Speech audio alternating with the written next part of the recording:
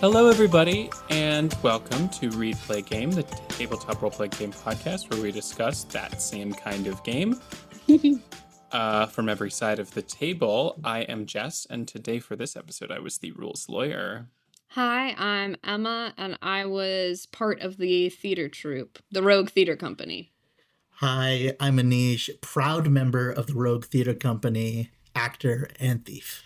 Hi, I'm Tori, the certified elder millennial of the Rogue Theater Company. No Margot this week, but we have our very own guest. Woo-woo-woo! Hi, it's Gabi. I was a player this week. Gabi, Thank for you for joining joining us. Sweet, Yeah, yes. of I forgot course. to put This that on was the so bullet much list. That's okay. Gabby, Gabi, let me thank you just so say, much for joining for the us. longest time, been so excited to have you on an episode. I really wanted to throw you into something that was going to be, I'm sorry, but theater related. We apologize.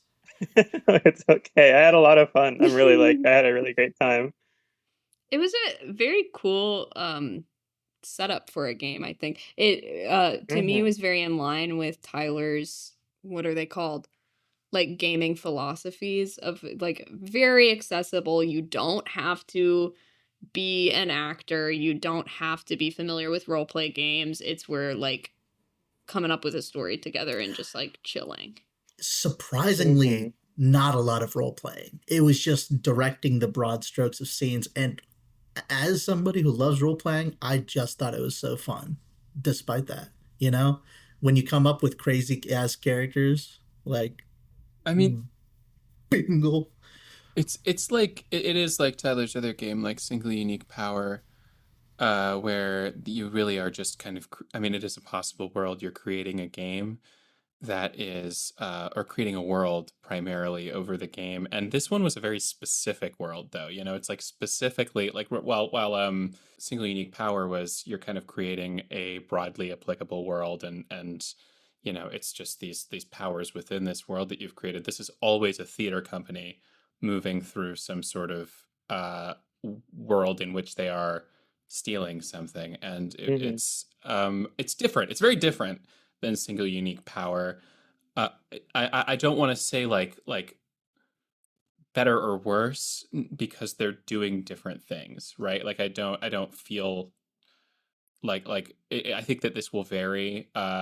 It'll appeal to different audiences is what is primarily. The way that you framed that, it seemed like you had an opinion whether you had more fun with this one or Single Unique Power, though. Well, I wasn't really playing you said, I don't want to say better or worse. And I'm no, like... I don't. Like, did anyone say better or worse? Shit. It's hard to compare two things without, like, saying which you like better or worse. I just think that these are, like, I was kind of expecting the game, especially with the hat drawing mechanic, to feel a lot more like Single Unique Power, and it didn't. It was distinct and a very specific narrative. Although I will say, some of the mechanics I think there's more above table talk encouraged in this game about like where is the story going overall, but there still is that sense of who has control over what and like compete, of like, well shit, I want my card back, of like, damn, you used the prop I wanted to use. Yep. Yeah. It's a real exercise in especially not having pre-planned ideas. Not being precious about your thoughts, ideas, and just kind of going with the flow. I thought the props were so fun. Yeah. It being a surprise every time was honestly a delight, because while we're trying to move the story forward, oftentimes we're like, fuck, holy shit, where's the fucking rope in this scene? So it's kind of fun to approach scenes with like a limitation in mind, because it's a guide for where things may be heading. That's part of the fun. I think it's a ragtag group of crazy people, and them making the most out of these crazy props is pretty fun to come up with. I'd be curious if everybody had a like most surprising moment when receiving a prop, like, oh shit, I don't know what to do with that one. Or, oh, you know, like not necessarily in a bad way, just like, We started strong with last bottle of Dove body wash. Gotta say. But I had that one and I was expecting that prop. I really like the hyper specific ones as a broad like reflection. Like it really was fun to have those that had like specifications to it. Whereas I was like, lasso. Huh. They can use that in a heist. I liked the lasso. I think I was honestly most surprised or just it wasn't that I was like, oh, I don't know what to do with this. It was like a gift of, oh, I wasn't expecting that at all, and it sets it up really well. The fog machine smoke bomb, I was like, once the fog machine was on the board, I was like, oh, we're doing a Lost in the Woods scene. Like, that's what's happening here, because we can't see. Like, why else would you be using a fog machine? It's got to be something hidden. Yeah, there were definitely, like, strengths and, like, to each one, whether it be, like, hyper-specific or, like, kind of more broad. Like, I think they both, like, like, for both types, I definitely needed a second to be like, what am I going to do with this? But, like, once it clicks, it's, like, it's really fun when it clicks what you're going to do, and it starts, like, all the dominoes kind of start falling. I'm like, this is going to happen, and it's going to lead to this and this. Like, that was really, really fun. Like, even for me with, like, the first one I got being, like, the rabid tiger, and I'm like, what am I going to do with this? Who put that And then it, like, clicked really well, and it was like, oh, but it represents uncontrollable desire, and it also, like, broke the hydraulic press. Like, it was really exciting when that came together like that. Also, I'd watch this play. I'd watch this play in college and go like, wow, what does it mean? I'd be like, oh my gosh, this is really doing something. I have a more interesting question. How much? What is the maximum you would pay to watch this show? Oh, I was thinking undergrad, so like $5-10. Well, some of those undergrad shows are to support my friends. Well produced. Some of them have like access to the, you know, like it may not. Yeah. Oh yeah, I just mean like I was seeing a lot of shows in undergrad because theater was cheap, and that's not. I would have left it intermission. Like I like going to.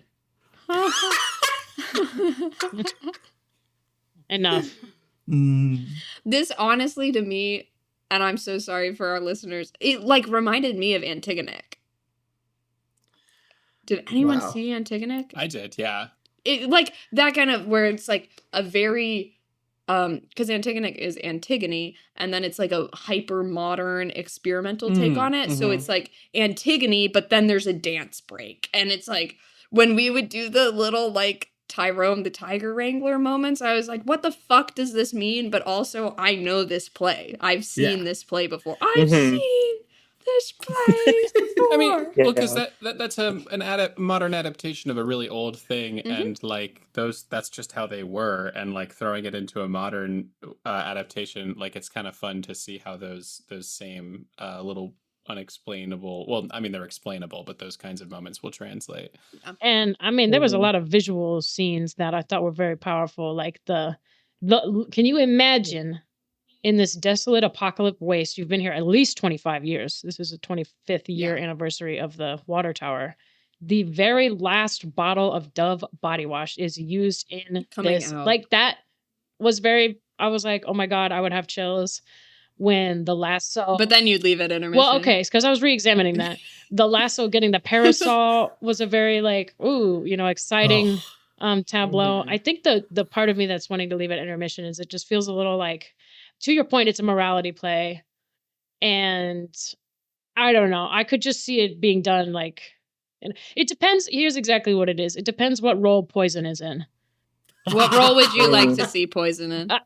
My like headcanon, if it's somebody who like just like has this huge inflated ego and like thinks they're so much better than they are, I would love to see Poison as like chorus member number 3. The king and queen non-speaking role. Yeah. But if or Mishka. No. Because that scene could be very powerful if you had the. It could be very powerful. Mishka. I love the like, I want to do something random. And it works in the setup of the type of play we were making. Like, so good. Anyway. What was my point? That you maybe would leave it intermission depending on the actors. Poison is in Archibald, I'm out. You know what I mean? It feels like you gotta really toe the line with that role. You can't be too super villainous. You can't be too super righteous. Anyway. it would be interesting to take this play and write it. Let's do it. Yeah, I was thinking about that in a way, like not that I don't think I would actually like be like I'm gonna take this and write it, but like but like just like it was reminding me of like my favorite parts of like writing for theater is like when we're like kind of either like struggling with a scene for a while or like conceiving something for the first time or like okay, like me and my collaborator, like let's get in a room, let's kind of talk through this, like what could we bring to the table, and like what kind of fun ideas come out of that. Like I guess like I was thinking of like the show that I've been working on for a while now. Like there's like a nightmare sequence in it, and like a lot like we had like a couple drafts of that at the beginning that were like this really isn't like clicking. So like it took like we like had a meeting one day where we like sat down and like talked through like what would be like a nightmare for this character, and it's like it's a comedy, and like kind of all these like funny things started coming up of like oh like someone else gets the first kiss, she can't eat the snacks because of her braces, like all this stuff that like really like informed like the tone of the nightmare and really like fixed that. And it was kind of reminding me of that kind of part of the writing process where it's like we're kind of throwing a lot of stuff at the wall and like having a lot of fun with it and being like oh this sounds really fun, but like it's not actually like really like written yet. Yeah. But that phase of writing is really really fun, and I was having a lot of fun like doing that here and being like oh like even if I don't actually like write further, like I'm getting excited thinking about like what this could become if I were to refine it and like sit with it more.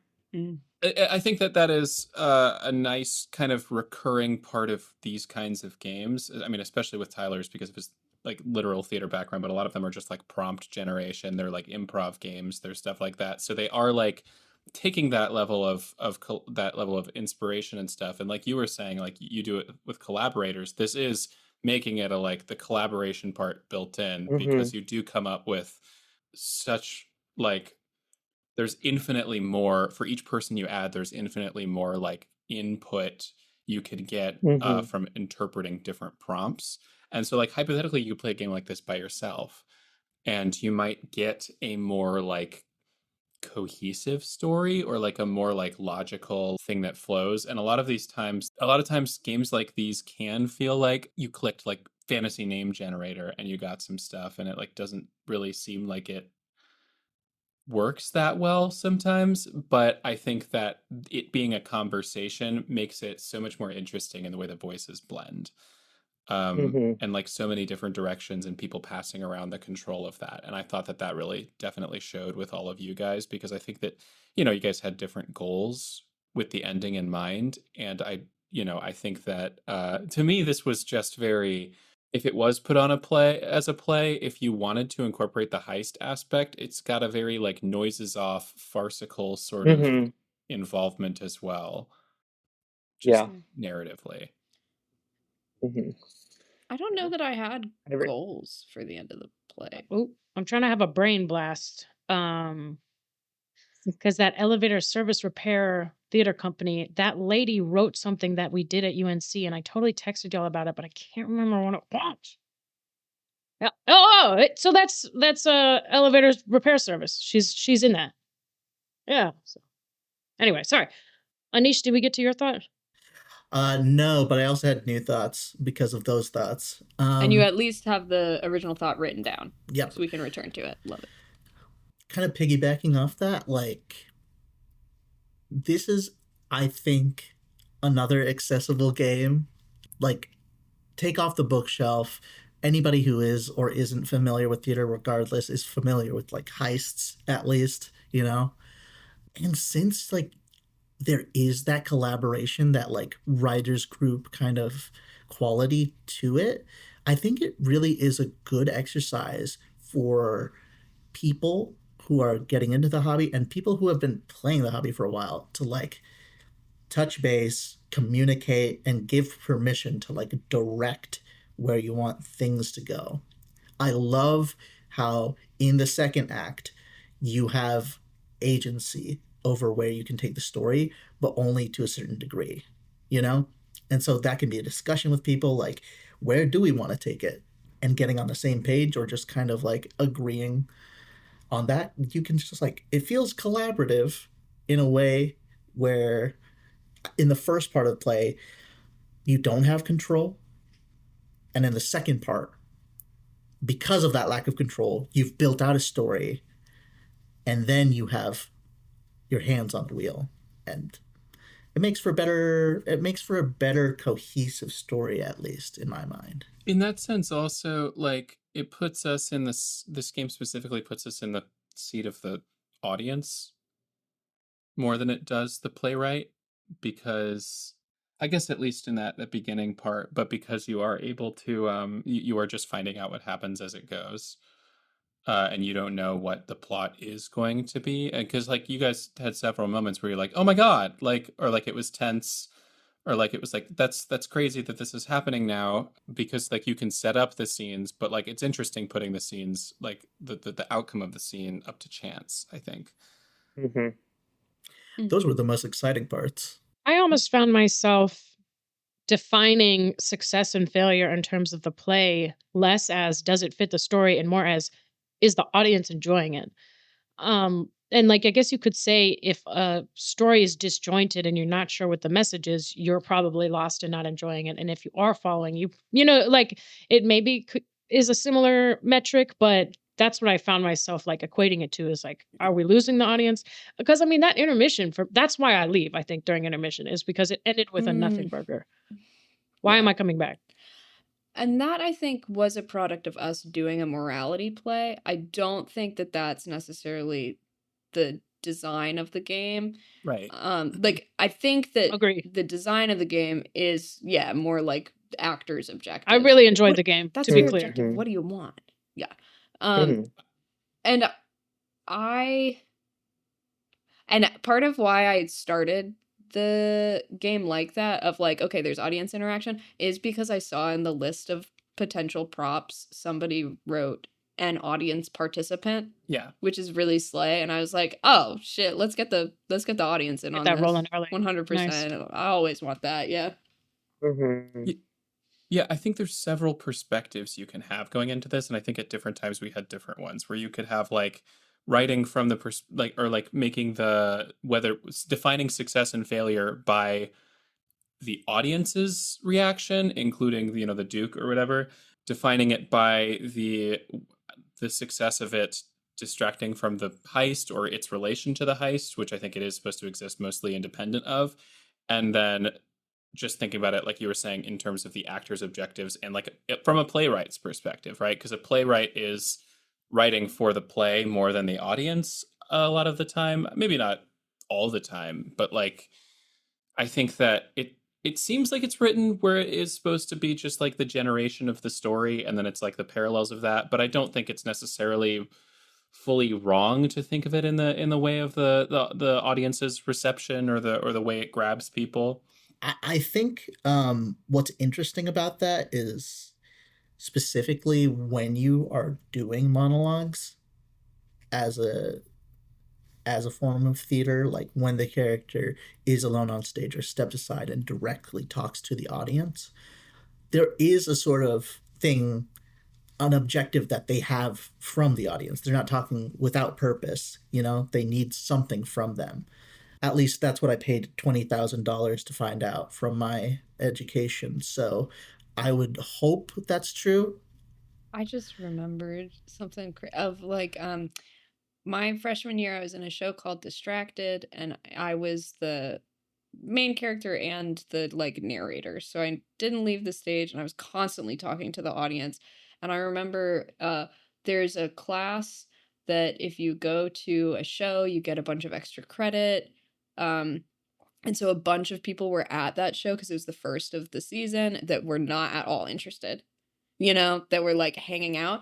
And I remember there was a moment where like I had the line of like, they're not even fucking listening to me. And being able to say that to people who were on their phones was so fun.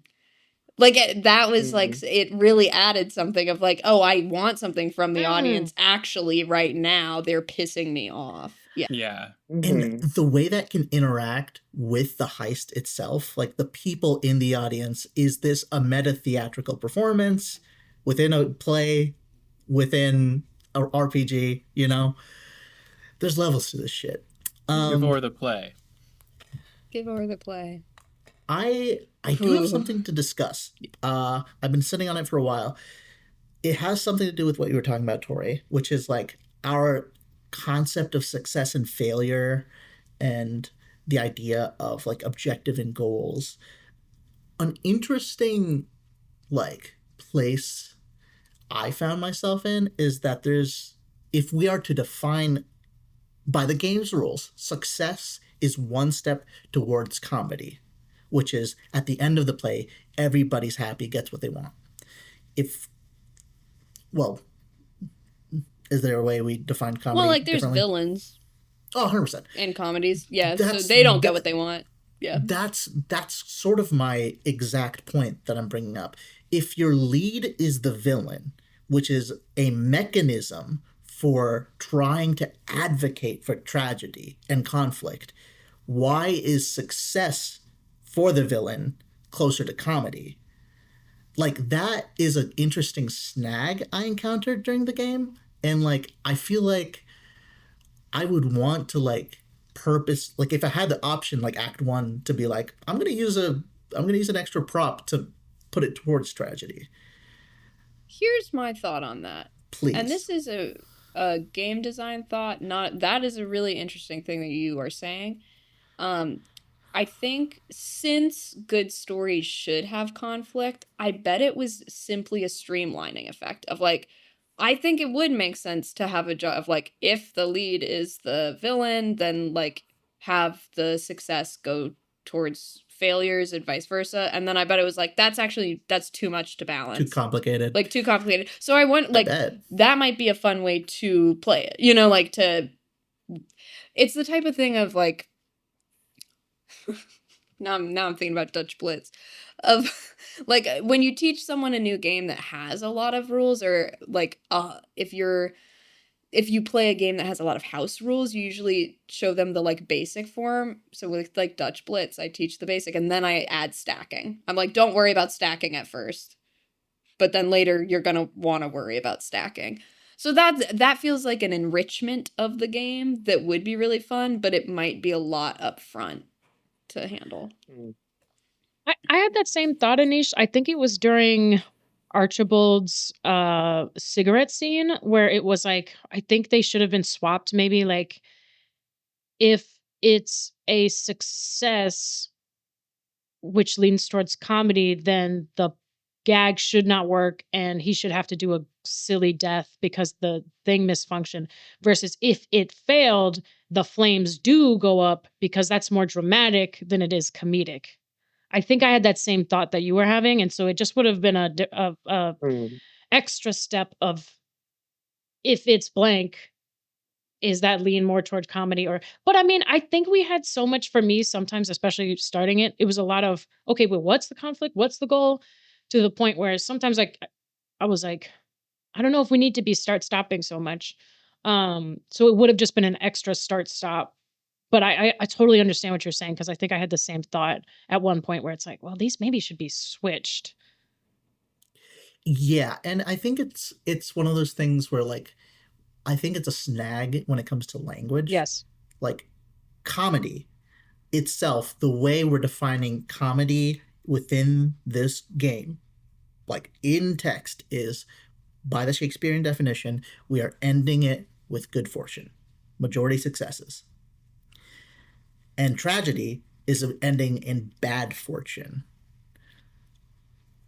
It's interesting because I've seen a range of theater, I suppose, where that kind of gets muddled up. And I think the classic example of Shakespearean theater is kind of where the plays of this game would probably thrive. Like if you are replicating a Shakespearean kind of play with all the tropes exactly, like really trying to nail that as your North Star, I have a feeling it might be easier to slot into those definitions of good fortune and bad fortune. But it's one of those things where like, is good fortune for the people we care about, or like the protagonists or the villains? That is also interesting to me, just in part of it to me is we're not supposed to be too worried about whether it'll be a comedy or a tragedy at the end, right? Like you're supposed to kind of wait and hands off. So I wonder if that goes into it of like, let's, because again, you want to play to have conflict. In comedies, horrible things still happen. It just gets resolved at the end. So I think that that would, like, it might be too cushy if you're like not allowing the villains to fully succeed, and like that still happens in comedies. I don't know. It's one of those things where, like, I think this game also relies on momentum building. Like by the end, like the endish part of Act Two, like we have like 8 successes, 3 failures, and like there is statistically no chance we will fail. When we know that, I think Yeah, it, then you're while it, yeah.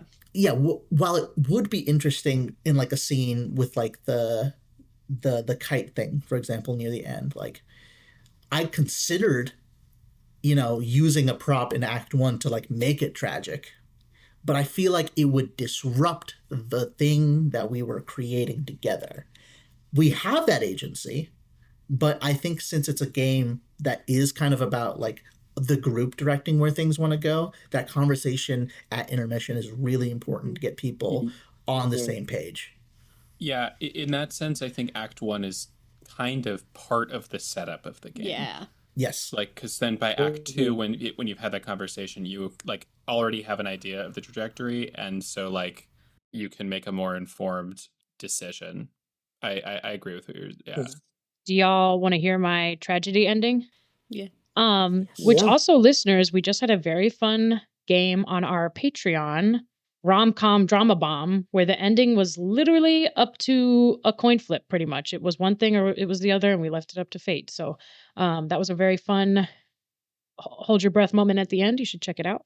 For this one, though, I didn't, I mean, I wanted to flip it and like let that decide, because my tragedy ending was going to be, I was like, okay, this is all making a little too much sense to me. We're getting the archetypes, we're getting it's feeling, I want a little something crazy. So had it failed, my like twist or whatever was going to be when Tigris fell asleep on the job,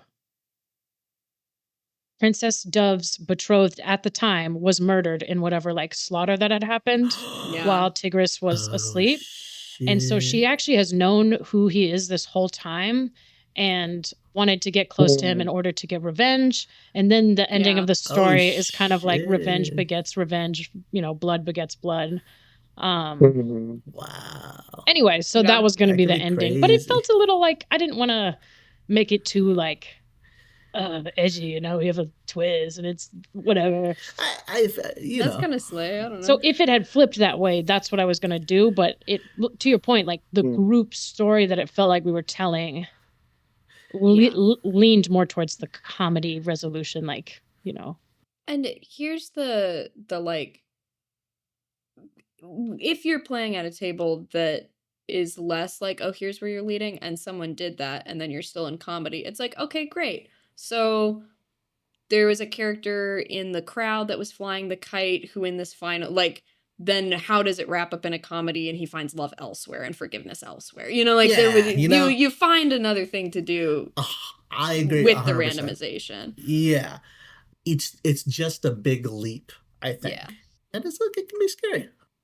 There was a lot in this game that I was trying to create a mental picture, and like the two super different, ideas were kind of struggling to overlap for me, like the idea of apocalypse, but it's also like Looney Tunes silly, and the idea that there's all this like nihilism and like sadness, you'll never be forgiven, but it's a comedy, which obviously like those can exist, but I liked that I was struggling kind of to like put those lenses on each other.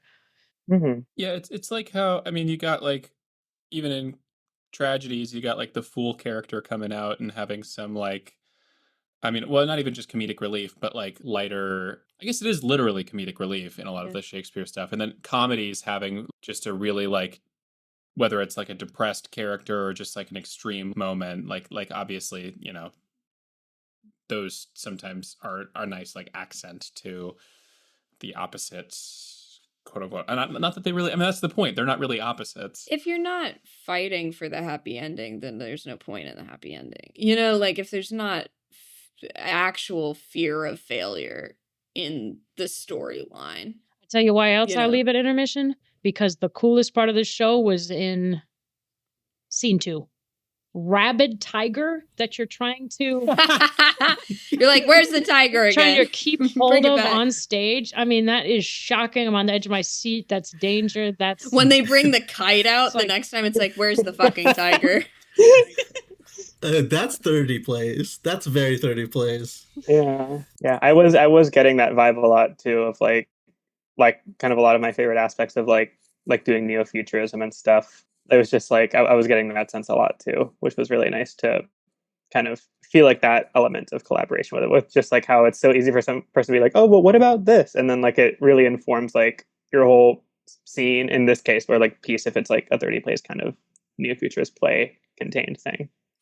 For listeners who do not know, neo-futurist theater is sort of type of theater that's contained mostly in like a format that we did in college.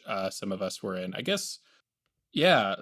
Emma, Gabi, Anish, and I were all in 30 plays where we kind of had this. It's about being like your Truthful. authentic self, but also Yeah. very collaborative with people, and you're literally doing 30 small plays in 60 minutes, and it's In kind a of random out of order. random order decided by Mhm. audience, so it's kind of all over the place in a similar. If you're in New York, there is, I think, the Infinite Wrench. Mm-hmm. Yep. In Chicago and San Francisco. And Chicago's Too Much Light Makes the Baby Go Blind. So Oh, those are really? very- Is I it think still so. that Oh, in I see what you're Chicago? saying. I actually don't know. There's a whole lot of drama that I am not privy to, but those Naturally. theirs are they're very cool. You should check out your local It's very cool. performances. So check out Neo-Futurism. This play was really, or not this play, this game was really really fun, really interesting, Mhm. and I think that it's nice to have it's a nice dialogue with the previous game that we played by Tyler, just to see, because we do know how I would recommend anybody listening now, please go back and listen to our interview with Tyler from 2 years ago, because he had a lot to say about kind of the overlaps in like dramaturgy and tabletop RPGs, which we've talked about extensively on the podcast separately from this game. But really, it is so interesting to have it framed with, like, it feels like this is a night, like you can tell obviously that this was made by someone who is very familiar with theatrical form, like just the form of playwriting, of play analysis, of all of that, and it was cool to put that in a specific scenario as well. Yeah. So He also is such a chill and cool guy, which I think reads in his games, and I Yes. really love that in a game. I love a chill game. I think This it's ga- fun. these I games love are- all games, but I love a chill game. I think they're cool. I love all games I equally. really Earlier well, that day, I don't care for Troika. Who said that? Not me. I never felt, sometimes when we do these games, I can get performance anxiety where it's like, oh my God, I really want this to, and you know, Yeah. maybe it's your point that there's not a lot of role playing in this. You're never feeling like you're on the spot and everybody is welcome to communicate. So I think I never felt like nervous at any point. It was just kind of like, ooh, you know, creative, curious. What do we, you know, do we like this route, or does this one feel better? So I had a great time with this. Yeah, ironically, not much improv in this game, to be honest. Like, I mean, except the fact that like it is entirely all improvised, improv, yeah. but, It's like, all not- improv. You have to yes and. yeah. How many players is the max listed on here? It just says 2 or more. So it's one of those games where like you could hypothetically play with as many as you want, but I recognized when I was reading through the rules, like you each get like, you have to do 4 scenes per Which thing. I was like, if I was in there, we would. That not. was a good call. yeah. Yeah. My thought on that though is even with a bigger group, you could probably do a like, we'll have writers and directors, you know, and have people chip in, because it didn't hurt to have more like just thoughts. I think that it gets hard when you're trying to share a responsibility. I'd be curious to see if you could even throw in some extra players as like actors and like have them do a brief thing within the confines of the scene and just like a little improv moment. But I don't know, that might also go against the overall like. I think you'd have to do all of the flipping and staging first of like, is it going to succeed or fail? Here's where the scene is going to go. I know Bingo would have loved some support. I know Bingo would have loved some extra Bingo needed characters. More hands, Please. Yeah. Poor Bingo. So we're giving this game a standing ovation? I give this game a standing ovation. But you would leave the play at intermission. Which has nothing to do with the game. I know, it's just, it's an important distinction. It's just you as a person in response to it's like both. Your time is precious, and this is an apocalyptic world. I'm not sitting through Thank you, shit. yes, where it's literally like, I spent 2 batteries to come Bring see the this. tiger back. I want some water. I'll go to the Thunderdome. I want some water, and then someone leaving at intermission wanders over and stumbles on the heist. Gets framed. Oh, it's fun. No, I was just surprised nobody threw shit at us from the audience. Oh, that would have been awesome. Yeah. And I think they probably were, and we just it's not of note at that Throws point. a knife. There was a couple times where I feel like it could have boiled over, and then something happened that either would assuage or, because I like the idea of you've got the people there who do want the story and the people there who just want the jingling keys. And so you got to bring out the chainsaw. You got to bring out the chainsaw. I mean, you got to bring out the That's chainsaw. how like Shakespeare stuff was too, which is cool because like he really has so much in there that's like, really, bro, like you had to have these kinds of jokes. It's like, yeah, that's what people wanted. People wanted the gross shit a lot of the time. Time to exit pursued by bear. Exit reading. Playing gaming. But I do have one more thought where I was kind of looking at, because I feel like I remember I would be kind of interested to see this game with what you were saying, Tori, where like you could move around the order later on, because I think like having it be static, like you ended both times, it could be interesting to see that change for Act 2. Yeah. Maybe a different, like modify the rules a little bit. I was curious to see if Tyler had any like alternate rules at the end. It doesn't look like he did, but. Because again, I think that there's like lots of home... What am I saying? Like home rules that I would do, but I don't know that they need to be written down in just terms of it being accessible for people.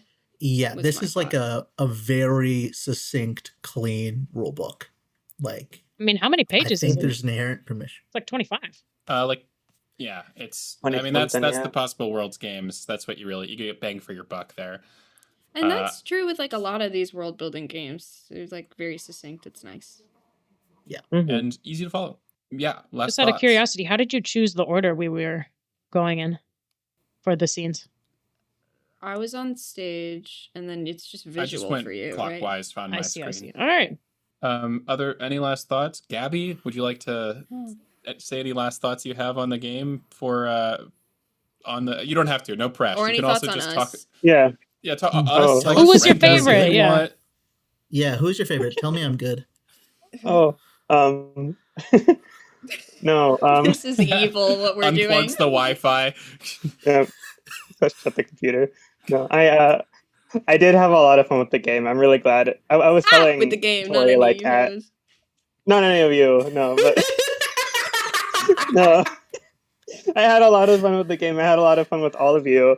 I was telling Tori, like, when we were doing, like, the intermission, I was like, oh, like, I'm really glad that I ended up doing, like, a world building type of game, because, like, I've never done it before, and I feel like I would be able to operate in that world really well, because I haven't, like, I've probably played fewer RPGs than y'all have. I mean, I definitely have, but, like, and, like, I've done... Are you sure you want to party with the demons? The whole time I was stopping myself from saying anything. It was when Tigris was out there and the the tiger tamer came out, and it seemed like it was maybe going towards romance, and I'm gonna be like, hey, I heard you like the wild one. Just on repeat in my brain. I could see that. I was like, It was visible. I was wondering what was cracking you Control up. it. I was wondering what was cracking. Control Okay. it. Sorry, Gabi. That's funny. You were saying you were excited for a world building game. Yes. Yeah, I think I was just saying because, like, generally what I've done, like, I had, like, the one really long Monster of the Week game that I was involved with for, like, such a long time and really got to, like, hone in on and flesh the characters that I had. And, like, otherwise I've done, like, very small, like a couple of random one-offs. So it was nice going into this being like, I don't have to worry as much about like trying to really like get this character to come across like really like in a nice, like what's the word, like cohesive, I guess, way, knowing that it's just going to be kind of a one-time thing, and like I'm not going to be able to explore this character for like 20 more sessions, you know. So it was, I felt like I found that really like freeing in a way to just be like, okay, like I can focus on like kind of the broad strokes of the story, and like we can have fun like with like some random comedic bits thing, or like how the drama of the story unfolds and stuff. But like when it comes to the actual characters, it's not like I have to be like setting up like long-term, like who are they going to become, like what are we going to reveal like 10 games from now, you know. We're like revealing I really water. like that. Yeah. So I was like, oh, I'm glad that it was a world building thing, and I've also never done that, so that was really cool to like do that for the first time. Very fun. Well, it was an absolute pleasure to have you here for that. And guys, listeners, stay plugged in to the NYC theater scene. Keep eyes out for Gabi's stuff. Prolific, incredibly talented writer and Nintendogs reviewer. Yes, also the videos. Please, we can put links subscribe. Links in the description. Yeah, we'll put links in the description. Yeah, any you links could. you'd like us to share. You can also say stuff right now if you want to really plug anything. Want to direct them directly. It's kind of funny. I think you're the first guest that we've had who we've been able to be like, you want to plug anything? Yeah, we don't care about like Stuart, John, what do you guys, whatever. No.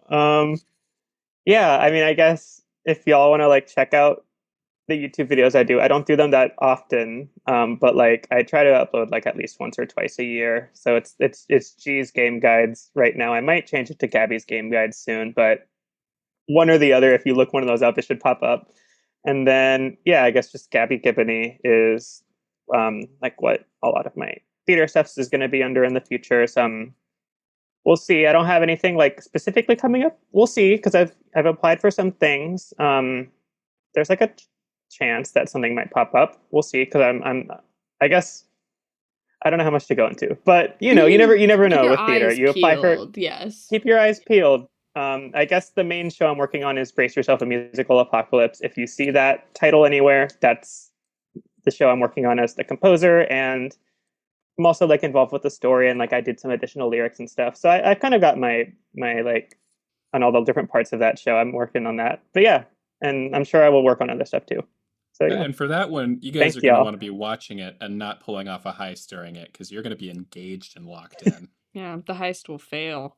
What I'll say here at the end, could you roll us a d6? And I don't know if we have the die ready on here right now, but we'll use the number to say what the next game is. Gabi, roll us a d6.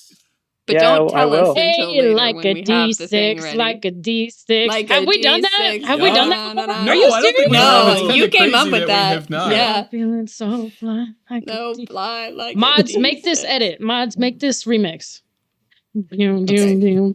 Sorry. Okay.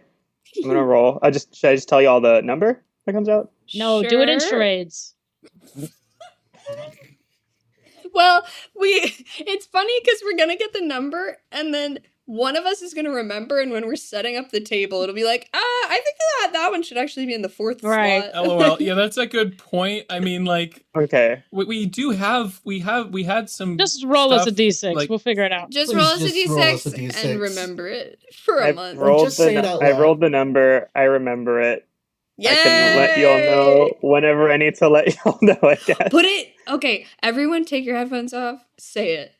Yeah. No. Hold on. Just say every number. Just say every number right now, and then we'll use the one that you use. Say every number, but wink on the right one. Don't do that. Just say every number so we can edit that in later. All right. 1, 2.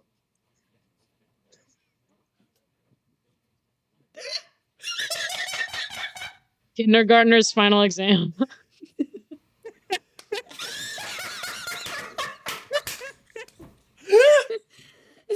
I was counting under the table. I was scared. I was using my fingers and they got mad at me. Okay. 3, 4,